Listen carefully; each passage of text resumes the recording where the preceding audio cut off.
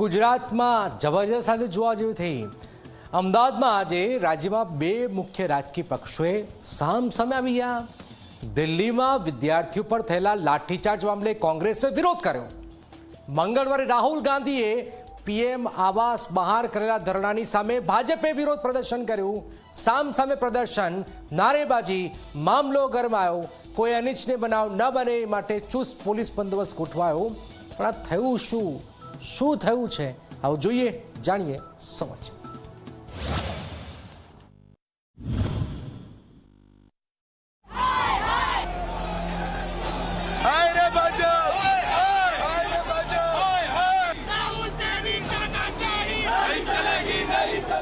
આ દ્રશ્યો છે ગુજરાતના અમદાવાદ શહેરના, જ્યાં પાલડી સ્થિત ગુજરાત કોંગ્રેસ કાર્યાલયે બે મુખ્ય રાજકીય પક્ષોએ સામસામે વિરોધ કર્યો.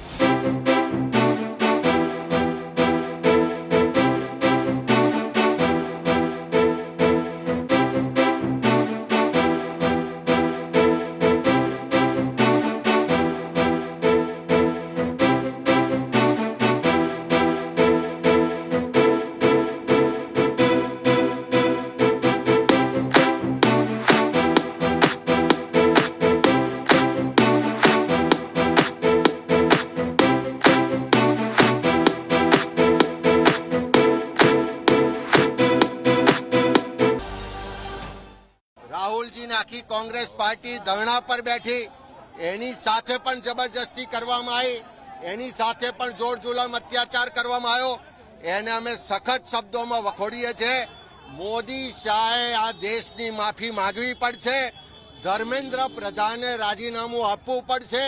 જેટલા દેશના યુવાનોને, કાર્યકર્તાઓને, કોંગ્રેસ કે વિરોધ પક્ષને કે સમાજમાંથી નીકળેલો કોઈ પણ જાગૃત નાગરિક એને જેલમાં ભાજપ નાખશે તો એનાથી એમની સત્તા સલામત નહીં. તો દિલ્હીમાં રાહુલ ગાંધી સહિતના કોંગ્રેસના નેતાઓએ પ્રધાનમંત્રીના ઘરની બહાર કરેલા ધરણા બાબતે પણ ભાજપ પર આક્રમક મૂડમાં જોવા મળ્યું. ભાજપે અમદાવાદમાં કોંગ્રેસના કાર્યાલયની બહાર ઘેરાવ કરવાની જાહેરાત કરતા પોલીસ એલર્ટ થઈ. કોંગ્રેસના નેતાઓને કાર્યાલયની અંદર જ રાખીને બેરિકેડિંગ કરવામાં આવ્યું. ભાજપના પ્રદેશ પ્રમુખ સહિતના નેતાઓ વિરોધમાં પહોંચ્યા અને ઉગ્ર સૂત્રોચ્ચાર કરવામાં આવ્યા.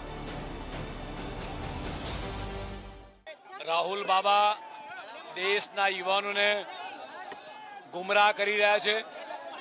ગઈકાલે જે રીતે કોંગ્રેસના સાંસદો દ્વારા, કોંગ્રેસ દ્વારા દેશના યશસ્વી પ્રધાનમંત્રી માનનીય મોદીજીના નિવાસસ્થાનની બહાર જે રીતે ધરણા કાર્યક્રમ કરવામાં આવ્યો છે, આ દેશની 140 કરોડ જનતાનું અપમાન છે.